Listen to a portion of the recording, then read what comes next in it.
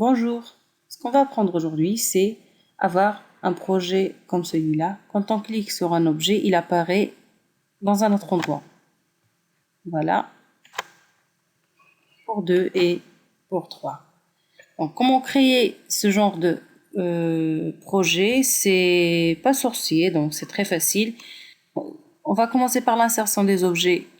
Moi, j'ai inséré des numéros 1, 2 et 3, des rectangles ainsi que des textes 1, 2 et 3.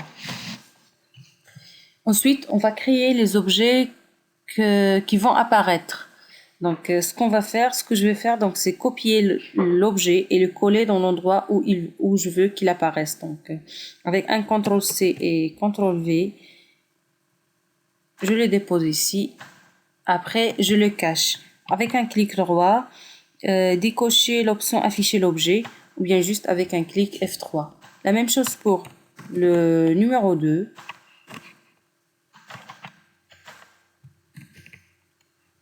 Et le numéro 3.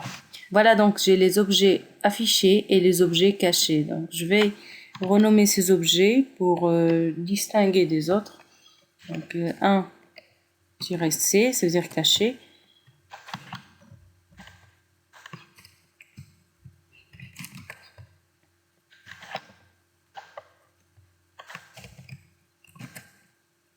Voilà, maintenant je vais passer aux événements. Avec un clic droit toujours, événement. Clic souris, ça veut dire quand on clique sur la souris, on va afficher un objet. Donc qu'est-ce qu'on va afficher? On va afficher l'objet caché qui est 1-C. Ici, on a l'apparition de l'objet. Comment on veut qu'il apparaisse. Donc, soit en rideau ouvrant, soit fermant, ligne zoom centré. À nous de choisir. Par exemple, moi, je vais choisir la rotation 180. Voilà. Et je vais cacher cet objet que j'ai cliqué. Donc, qui est le 1 visible. Je vais faire la même chose pour l'objet 2.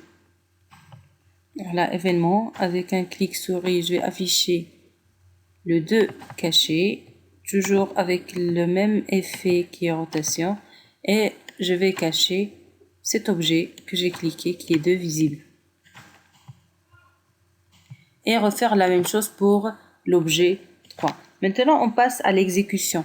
Pour exécuter cette page, soit l'onglet révision, exécuter page, sinon on clique sur la touche F6. Voilà. On va tester. Voilà.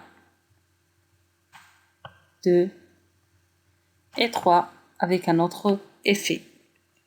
Voilà, donc c'est très facile. Je vous laisse l'essayer. À bientôt.